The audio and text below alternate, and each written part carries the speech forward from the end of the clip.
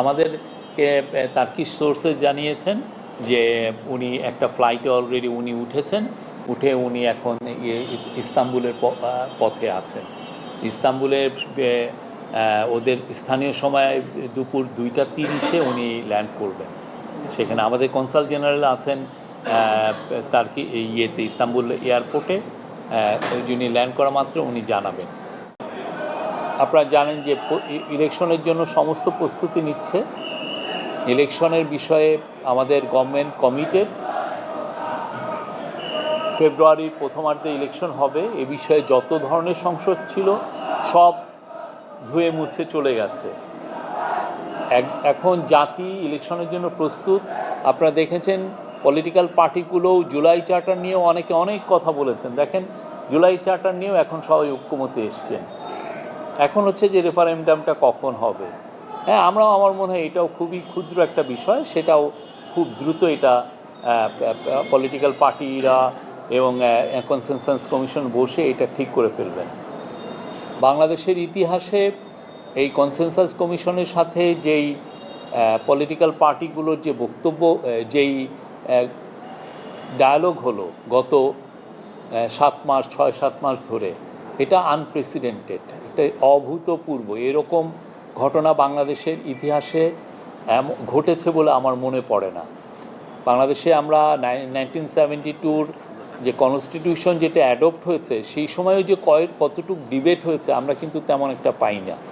আমরা দেখেছি যে তখন খুব দ্রুত কনস্টিটিউশনটা ড্রাফট হয়েছে। ড্রাফট হওয়ার পরে খুব দ্রুত এটাকে 2-1 এটা নিয়ে কথা বলেছেন, তারপরে এটা অ্যাডপ্টেড হয়ে গেছে। কিন্তু আপনি দেখেন কনস্টিটিউশন নিয়ে এবং রিফর্মগুলো নিয়ে আমরা যে সেক্টরে রিফর্ম করতে চেয়েছি, মানে এই গভর্নমেন্ট চেয়েছে, ইন্টারিম গভর্নমেন্ট, এবং সেই অনুযায়ী যে সমস্ত রিফর্ম কমিশন যে রিপোর্টগুলো দিয়েছে সেগুলো নিয়ে এত সুন্দর ডিবেট গত 6 মাসে যা হয়েছে, এটা জাতির জন্য একটা, আমি বলবো যে দীপশিখা হিসেবে থাকবে যুগ যুগ। আমাদের যারা নেক্সট জেনারেশন আসবে তারা এখান থেকে ইন্সপিরেশন পাবে। তারা দেখবে যে তাদের আগের জেনারেশন লিডাররা কিভাবে প্রত্যেকটা ইস্যুকে নিয়ে তারা ডিবেট করেছেন। তারা প্রত্যেকটা ইস্যু, কনস্টিটিউশনের প্রত্যেকটা ইস্যু, পাওয়ারের কি ভারসাম্য হবে, পাওয়ার একটা কেয়ারটেকার গভর্নমেন্ট যদি হয় কেয়ারটেকার গভর্নমেন্ট কীভাবে ইলেক্টেড হবে, বা আর্টিকেল 70 নিয়ে দেখেন 50 বছর ধরে কোনো ধরনের আমরা ভালো এটা নিয়ে কোনো ডিবেট হয়নি। এবছর আর্টিকেল 70 নিয়ে কি সুন্দর একটা ডিসিশন এসছে। আমরা বলবো যে প্রত্যেকটা বিষয় নিয়ে আমাদের পলিটিক্যাল পার্টিগুলো, সে ক্ষুদ্র হোক বড় হোক, যে পলিটিক্যাল পার্টি, তারা খুব ম্যাচিউরড একটা ডিবেট করেছেন। এই ডিবেটের এই ডিবেটের যেই সৌহার্দ্যপূর্ণ পরিবেশে হয়েছে, কোনো ধরনের কেউ কাউকে অ্যাকিউজ করছে না, কেউ কাউকে কারোর সাথে আগের পলিটিক্যাল ডিসকোর্সে দেখেন অনেক ধরনের যে সমস্ত মন্তব্য হতো, পরে হতো কি একটা বিটারনেস তৈরি হতো, কোনো মন্তব্য নাই, সবাই সবার সাথে মিলে মিশে তারা ডিবেট করছেন। আপনার সাথে যদি আমার অপিনিয়নের ডিফারেন্স আসে, আমি যদি আপনার মতদ্বৈধতা থাকে, তাও আমরা বলছি যে না, আমি ওনার সাথে এটা মিলছে না আমার, কিন্তু বলার মধ্যেও আপনি দেখবেন যে কতটা সুন্দরভাবে তারা বলছেন যে না, আপনার এই কথার সাথে আমি নিচ্ছি না, আমার এখানে নোট অফ ডিসেন্ট থাকলো।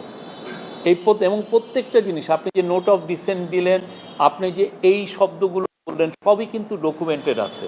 এবং আমাদের গভর্নমেন্ট প্রত্যেকটা সেশন আমরা লাইভ সবাইকে দেখিয়েছে এবং এটা রেকর্ড আছে।